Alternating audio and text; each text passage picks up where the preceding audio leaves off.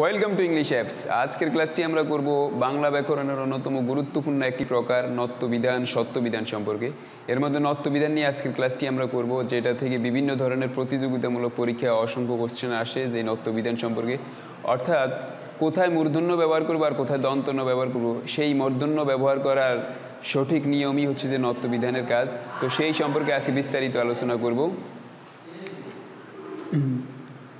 নত্যবিধান অর্থাৎ মূর্ধন্য ব্যবহারের সঠিক নিয়মকেই নত্যবিধান বলা হয়। তো এর আগে বলা প্রয়োজন যে নত্যবিধান হচ্ছে তৎসম শব্দের মধ্যে ব্যবহৃত হয়। নত্য মূর্ধন্য এবং দন্ত নয়ের মধ্যে পার্থক্যটা আমাদেরকে আগে বুঝতে হবে। এখানে দুইটা ন লেখা আছে, যেটার মধ্যে পূর্ণ মাত্রা সেটা হচ্ছে যে দন্ত ন, আর যেটার মধ্যে অর্ধমাত্রা সেটা হচ্ছে যে মূর্ধন্য ন।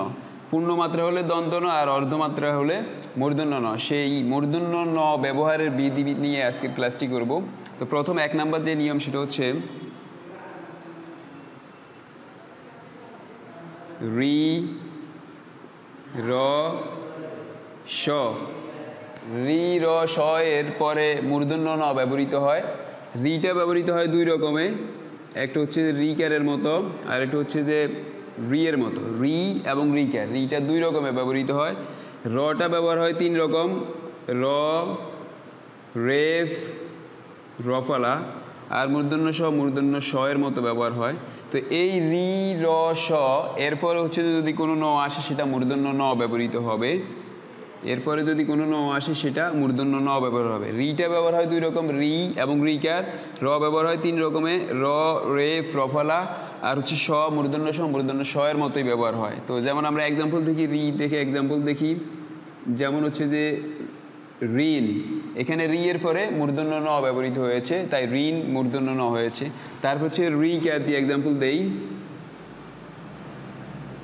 তৃণ, এখানে রিকারের পরে মূর্ধন্য ন। তৃণ শব্দের মধ্যে রিকার রয়েছে, তারপরে ন আসার কারণে সেটা মূর্ধন্য ন ব্যবহার হয়েছে। র এর পরে মূর্ধন্য ন, যেমন কারণ। কারণ শব্দের মধ্যে র রয়েছে, র এর পরে যেই ন আসছে সেটা হচ্ছে মূর্ধন্য ন ব্যবহার হবে, তাই কারণের মধ্যে মূর্ধন্য ন ব্যবহার হয়েছে।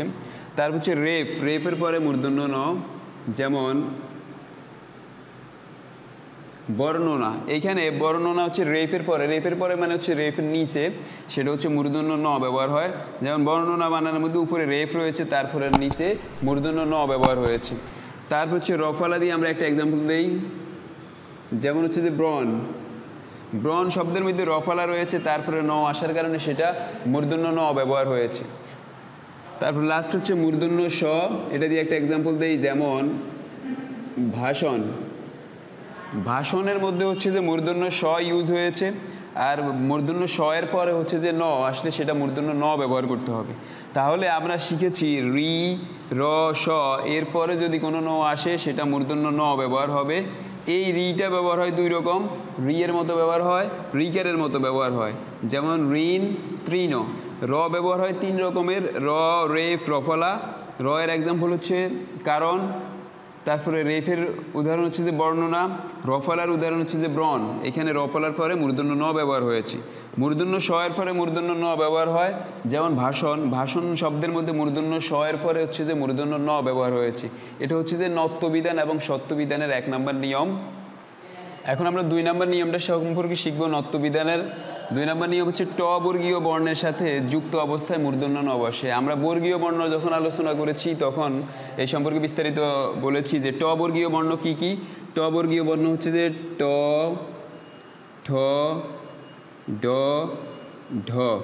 এই ট, ঠ, ঢ, ঢ এর সাথে যুক্ত অবস্থায় যদি কোনো ন আসে সেটা হবে মূর্ধন্য ন। যুক্ত অবস্থায় আসতে হবে, যুক্ত অবস্থায় যদি আসে তারপরে সেটা মূর্ধন্য ন হবে। যেমন আমরা ট দিয়ে একটা এক্সাম্পল দেই। যেমন ঘন্টা, ঘন্টার মধ্যে ট রয়েছে এবং ট এর সাথে যুক্ত অবস্থায় ন আসছে, তাই এটা মূর্ধন্য ন হিসেবে ব্যবহার হয়েছে। তারপর হচ্ছে ঠ দিয়ে যদি একটা উদাহরণ দেই, যেমন হচ্ছে যে লুণ্ঠন। এখানে ঠ এর সাথে যুক্ত অবস্থায় ন আসছে, তাই এটা এই মূর্ধন্য ন ব্যবহার হয়েছে। লুণ্ঠন শব্দের মধ্যে মূর্ধন্য ন ব্যবহার হয়েছে, কারণ এটা ঠ এর সাথে যুক্ত অবস্থায় হয়েছে। যেমন আমরা যদি যুক্ত বর্ণটি ভাঙি তাহলে হচ্ছে যে কী হয়, মূর্ধন্য ন যোগ ঠ সমান সমান ঠ। এই জন্য ঢয়ের সাথে যুক্ত অবস্থা আসার কারণে এটা মূর্ধন্য ন হয়েছে। তারপর ঢয়ের সাথে যদি আমরা এক্সাম্পল দেই তাহলে হচ্ছে যেমন ভান্ডার, ভান্ডারের মধ্যে ঢ প্লাস ন যুক্ত অবস্থায় আসছে, যেমন মূর্ধন্য ন যোগ ঢ সমান সমান হচ্ছে যে নয়ডোয়ান ঢ। এই যে নয়ডোয়ান ঢ যুক্ত অবস্থায় আসার কারণে এটা মূর্ধন্য ন ব্যবহার হয়েছে। ভান্ডার শব্দের মধ্যে ঢয়ের সাথে যুক্ত অবস্থায় আসার কারণে সেটা মূর্ধন্য ন ব্যবহার হয়েছে ভান্ডার। তো এই হচ্ছে তাহলে নিয়মটা হচ্ছে কি ট বর্গীয় বর্ণের সাথে ট ঠ ঢয়ের সাথে যুক্ত অবস্থায় যদি কোনো ন আসে সেটা মূর্ধন্য ন হবে। যেমন ট এর সাথে উদাহরণ দিলাম ঘন্টা, ঠয়ের সাথে দিলাম লুণ্ঠন, ঢয়ের সাথে দিলাম যে ভান্ডার, আর ঢ দিয়ে হচ্ছে যে এক্সাম্পল আমি খুঁজে পাচ্ছি না, আপাতত মনে পড়তেছে না। তো এই হচ্ছে যে 2 নম্বর নিয়ম নত্যবিধানের। আশা করি তোমরা খুব ভালো করে বুঝতে পেরেছ।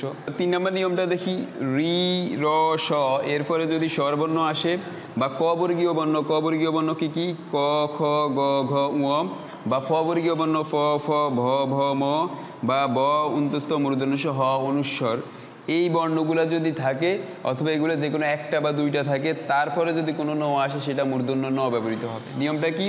আমরা প্রথম নিয়মটা পড়েছি রি র স এর পরে মূর্ধন্য ন ব্যবহৃত হয়।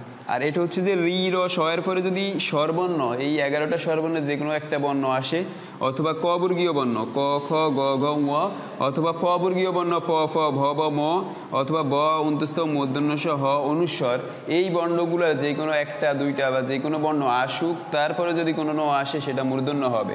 যেমন এক্সাম্পল দেখি,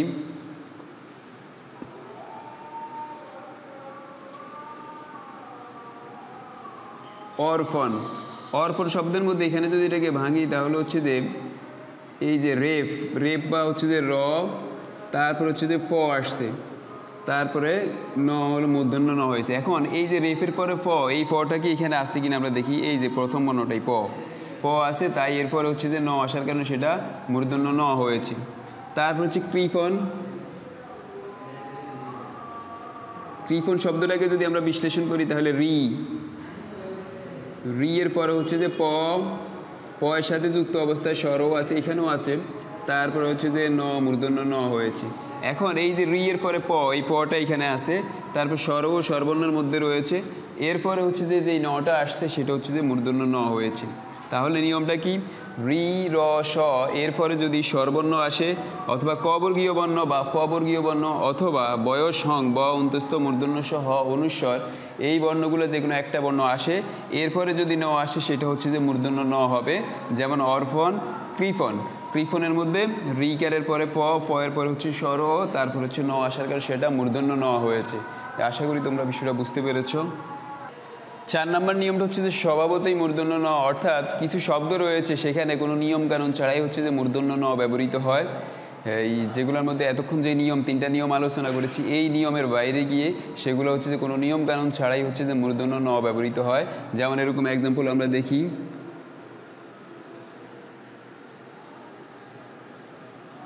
চাণক্য, এখানে স এর পরে মূর্ধন্য ন হয় এরকম কোনো নিয়ম নাই, বরং এই শব্দটা স্বভাবতই হচ্ছে মূর্ধন্য ন হয়েছে, তাই এটা হচ্ছে যে স্বভাবতই মূর্ধন্য ন এর নিয়ম। তারপরে যেমন আরও এক্সাম্পল দেই, বাণিজ্য, এখানে বয়ের পরে মূর্ধন্য ন হয় এরকম কোনো নিয়ম আমরা পড়াইনি বা আলোচনা করিনি, এরকম কোনো নিয়ম নেই। কিন্তু এই বাণিজ্য শব্দটি হচ্ছে যে কোনো নিয়ম কানুন ছাড়াই হচ্ছে যে মূর্ধন্য ন ব্যবহার হয়। তারপরে রয়েছে যেমন মাণিক্য, এই মাণিক্য শব্দটার মধ্যে হচ্ছে মূর্ধন্য ন ব্যবহার হয়েছে কোনো নিয়ম কানুন ছাড়াই, অর্থাৎ এই শব্দগুলো হচ্ছে যে কোনো নিয়ম কানুন ছাড়াই মূর্ধন্য ন ব্যবহৃত হয়। এগুলো আমাদের মনে রাখতে হবে। আর পরীক্ষায় যখন প্রশ্ন আসে তখন এগুলো থেকেই বিশেষ করে আসে। যখন স্টুডেন্টরা মনে করবে যে চাণক্য, এখানে তো 3টা নিয়মের কোনোটাই নাই, সুতরাং এটা দ্বন্দ্ব ন হবে, এই জন্য এগুলা হচ্ছে যে শব্দ কারেকশনের মধ্যে এগুলো দেয় যে নিচের কোন শব্দটি সঠিক, সেখানে এই জাতীয় শব্দগুলো দেয়। তো এই জন্য হচ্ছে যে আমাদের যেটা করতে হবে, এই শব্দের যে লিস্ট রয়েছে, বিশেষ করে নবম দশম শ্রেণীর মনির চৌধুরী রচিত যে বাংলা ভাষার ব্যাকরণ, সেখানে এটা ছন্দ আকারে দেওয়া আছে। সেটা ছন্দের মতো করে মুখস্থ করে নিলে এগুলো থেকে উত্তর দেওয়া যায়। যেমন হচ্ছে যে কবিতাটা এইভাবে ছিল যে চাণক্য মাণিক্যগণ বাণিজ্য লবণ বন বেনুবিনা কঙ্কন কণিকা কল্যাণ শোণিতমণি স্থানগুণ পুণ্যবেণী ফণিয়নি বিফণি কণিকা আপন লাবণ্যবাণী নিপুণ বনিতা পানি গৌণগণ ভনপন শান্ত শিক্ষণ নিকুন্দন কফনি বণিকগুণ গণনাফিনা কর্ণভান। এই হচ্ছে যে শব্দগুলোতে হচ্ছে সবসময় মূর্ধন্য ন ব্যবহৃত হবে কোনো নিয়মকানুন ছাড়াই। তো আশা করি হচ্ছে যে তোমরা এইটা এই বই থেকে মুখস্থ করে নিবে, তাহলে হচ্ছে যে তোমাদের জন্য এটা বিষয়টা সহজ হবে। এই হচ্ছে যে মূর্ধন্য ন কোথায় কোথায় ব্যবহার হয় সেই নিয়ম কানুন সম্পর্কে আমরা আলোচনা করেছি 4টা নিয়মের মধ্য দিয়ে। আশা করি তোমরা বিষয়টা খুব ভালো করে বুঝতে পেরেছো। এবার আলোচনা করব কোথায় কোথায় মূর্ধন্য ন বসে না, অর্থাৎ এতক্ষণ আলোচনা করেছি কোথায় কোথায় মূর্ধন্য ন ব্যবহৃত হয় সেই সম্পর্কে, আর কোন কোন জায়গায় মূর্ধন্য ন ব্যবহার হয় না সেই সম্পর্কে শিখব। যেমন 1 নম্বর রয়েছে সমাসবদ্ধ শব্দে, সমাস হয়ে গঠিত যে সমস্ত শব্দ রয়েছে সেখানে মূর্ধন্য ন ব্যবহার হয় না। যেমন আমরা একটা এক্সাম্পল দেখি, ত্রিনয়ন। এখানে ত্রি শব্দটা ত যোগ রফালা, রফালা রয়েছে, রফালার পরে আমরা জানি মূর্ধন্য ন ব্যবহার হয়, কিন্তু এখানে দন্ত ন ব্যবহার হয়েছে, কারণ এটা হচ্ছে সমাসবদ্ধ শব্দ। ত্রিনয়ন সমাসবদ্ধ শব্দের মধ্যে হচ্ছে মূর্ধন্য ন গঠিত বসে না, সেখানে দন্ত ন ব্যবহৃত হয়। কারণ যেমন 3 নয়নে সমষ্টি ত্রিনয়ন, এখানে সমাসবদ্ধ শব্দ, তাই রফলার পরে মূর্ধন্য ন ব্যবহৃত না হয়ে দন্ত ন ব্যবহার হয়েছে। এছাড়াও যেমন রয়েছে দুর্নিবার, দুর্নীতি। এই যে ত্রিনয়ন, দুর্নিবার, দুর্নীতি এই শব্দগুলো হচ্ছে সমাসবদ্ধ শব্দ, তাই হচ্ছে যে এখানে মূর্ধন্য ন ব্যবহার হয়নি, এখানে দন্ত ন ব্যবহার হয়েছে। দ্বিতীয় যে নিয়মটা সেটা হচ্ছে বিদেশি শব্দে মূর্ধন্য ন ব্যবহার হয়, এটা খুবই গুরুত্বপূর্ণ। এটা ভুল প্রায় এসব জায়গায় আমরা দেখতে পাই যে বিদেশি শব্দে মূর্ধন্য ন ব্যবহার করা হয়, অনেকেই করে। যেমন একটা কমন এক্সাম্পল দিই, যেমন ফার্নিচার।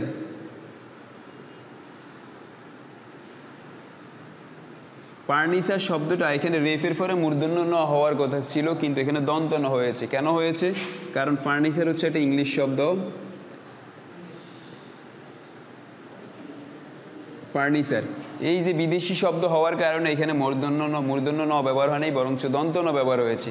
বিদেশি শব্দে মূর্ধন্য ন ব্যবহার হয় না, এটা খুব ভালো করে মনে রাখতে হবে, পরীক্ষায় এখান থেকে প্রশ্ন আসে। তারপর হচ্ছে ত বর্গীয় বর্ণের সাথে যুক্ত অবস্থায় মূর্ধন্য ন ব্যবহার হয় না। যেমন হচ্ছে যে গ্রন্থ, এই গ্রন্থ এটা হচ্ছে যে দন্ত ন যোগ থ হয়েছে। এই যে যুক্ত বর্ণটাকে যদি আমরা ভাঙি তাহলে দন্ত ন যোগ থ। এখানে কেন হয়েছে? কারণ এই যে রফালা রয়েছে, রফালার পরে মূর্ধন্য ন হওয়ার কথা ছিল, হয় নাই। কেন হয় নাই? কারণ এটা থ, থ হচ্ছে ত বর্গীয় বর্ণ, ত থ দ ধ, এই যুক্ত অবস্থায় আসার কারণে এটা দ্বন্দ্ব ন ব্যবহার হয়েছে। তার মানে নিয়ম অনুযায়ী যদি থাকে, কিন্তু যদি ত বর্গীয় বর্ণের সাথে আসে তাহলে সেটা দন্ত ন ব্যবহৃত হবে। এই হচ্ছে যে মূর্ধন্য ন কোথায় কোথায় বসে না সেই সম্পর্কে আমরা আলোচনা করেছি। তো পরীক্ষায় এই জাতীয় প্রশ্ন আসে, এখান থেকে আসে। তো আশা করি হচ্ছে যে তোমরা বিষয়টা খুব ভালো করে বুঝতে পেরেছো যে আমরা বিভিন্ন পরীক্ষায় বিগত সালে এসেছে এরকম একটা প্রশ্ন সলভ করবে, যে পরীক্ষায় প্রশ্নটা কিভাবে আসে সেই ধারণা বোঝার জন্য। যেমন একটা প্রশ্ন দেখি, নিচের কোনটি সঠিক? এখানে 4টা অপশন রয়েছে, ফার্নিচার, দুর্নীতি, লবণ, কণিকা। এখানে কোন উত্তরটা সঠিক সেটা আমরা বের করব। প্রথম অপশনটা রয়েছে ফার্নিচার, এখানে রেফের পরে মূর্ধন্য ন দেওয়া আছে। তো আমরা প্রথম নিয়মটাই পড়েছি যে রেফের পরে মূর্ধন্য ন ব্যবহৃত হয়, কিন্তু ফার্নিচার হচ্ছে যে একটা বিদেশি শব্দ, ফার্নিচার হচ্ছে যে ইংরেজি শব্দ, যার কারণ হচ্ছে আমরা নিয়মে পড়েছি যে ফার্নিচার বিদেশি শব্দে মূর্ধন্য ন বসে না, কিন্তু এখানে বসানো হয়েছে, তার মানে এটা উত্তরটা হচ্ছে যে ভুল। দ্বিতীয় নিয়মটা হচ্ছে দুর্নীতি, এখানেও রেফের পরে মূর্ধন্য ন ব্যবহার করা হয়েছে, তার মানে এটা হওয়ার কথা ছিল, কিন্তু দুর্নীতি হচ্ছে যে সমাসবদ্ধ শব্দ, তাই এখানে মূর্ধন্য ন ব্যবহৃত হবে না। তাহলে এটা হচ্ছে যে সমাসবদ্ধ শব্দ।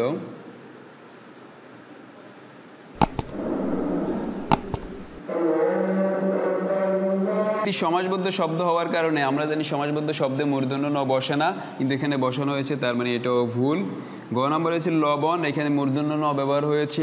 আর ঘ নম্বর হচ্ছে কণিকার মধ্যে দন্ত ন ব্যবহার হয়েছে। এই যে এই রি র স এই জাতীয় কোনো নিয়ম আমরা এখানে ব্যবহার হয়নি। এই দুইটা হচ্ছে যে স্বভাবতই মূর্ধন্য ন, যেমন চাণক্য মাণিক্যগণ বাণিজ্য লবণ মন, এখানে লবণ রয়েছে, তার মানে হচ্ছে যে স্বভাবতই মূর্ধন্য ন ব্যবহৃত হয়েছে, স্বভাবতই মূর্ধন্য ন। তাহলে এখানে স্বভাবতই মূর্ধন্য ন ব্যবহৃত হয়েছে, তার মানে এটা সঠিক। কণিকা, চাণক্য মাণিক্যগণ, বাণিজ্য লবণবন, বেনবিনা কঙ্কন, কণিকা। কণিকার মধ্যে মূর্ধন্য ন হওয়ার কথা ছিল, কিন্তু এখানে দন্ত ন, তার মানে এটা হচ্ছে যে ভুল।